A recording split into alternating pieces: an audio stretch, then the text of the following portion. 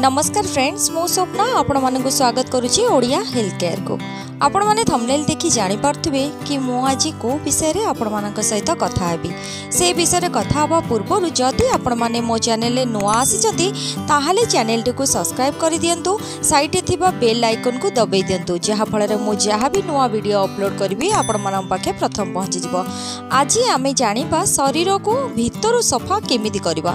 आपण माने शरीर को बाहर तो क्लीन करि देउछंती, किंतु भीतर क्लीन करबा निहाती जरूरी। भीतर शरीर ठीक रहिले आमे रोग दाउरु बंची परिबा। आम शरीर को क्लीन करबा माने डिटॉक्स करबा। यह गोटे एमिति प्रक्रिया छोटरू बड़ बड़ रोग पर्यंत सब को ठीक कर दे पारिबो।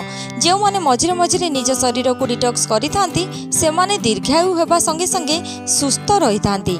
आपण माने जानिचंती कि बाहरे जेते फास्ट फूड खाद्य बा जंक फूड, मैदा रे बना हेउथबा खाद्य, मद बेसी चीनी रे बना हेउथबा खाद्य, घरे भी बना हेउथबा बेसी तेल जातीय खाद्य को जेतेबेले आमे खाऊ सेतिरु बाहरुथबा विषाक्त तत्व माने टॉक्सिन आम शरीर रे मास मास धरी रहे।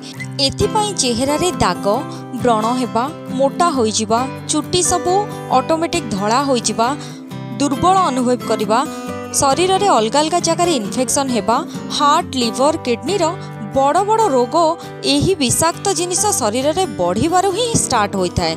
एबे शुद्ध खाद्य मिलवा तो असंभव हो गलानी। पनीपरिबा गछ सबु बढ़ाइबा पई कीटनाशक औषध पका होउछि।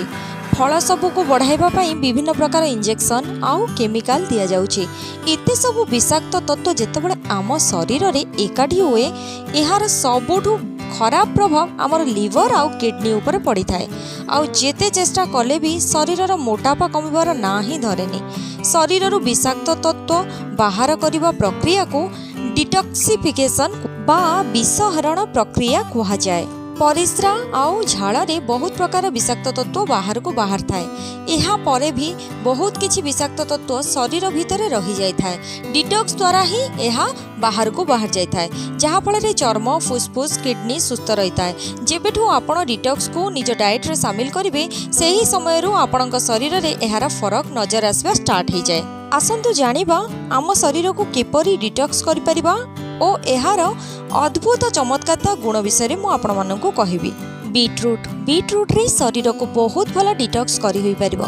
एथिरे calcium, magnesium, vitamin C, potassium, iron प्रचुर मात्रा रे थाए। बीटरूट लिवर को सुस्थ रखी थाए।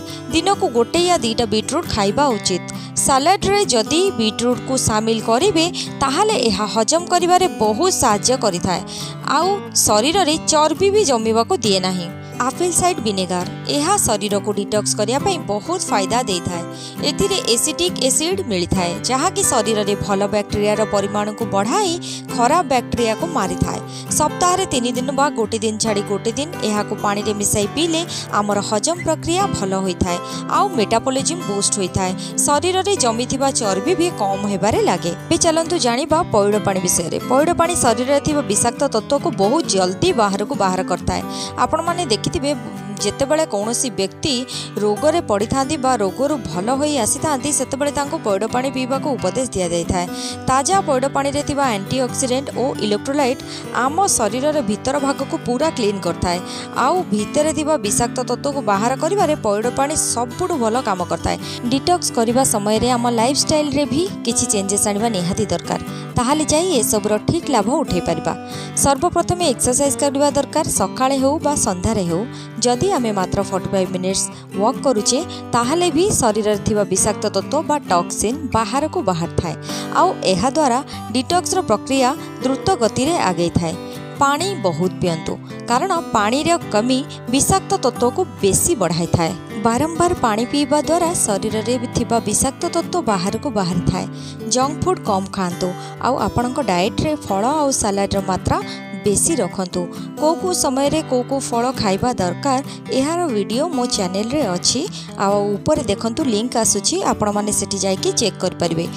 जदि आपण मानकु मोर ए वीडियोटी पसंद आसीछि ताहले एहाको प्लीज लाइक करदेबे, शेयर करदेबे, आउ सब्सक्राइब करी बेल आइकन को प्रेस करदेबे, आउ कमेंट करिया को बिल्कुल भूलिबेनी। रहिली, नमस्कार।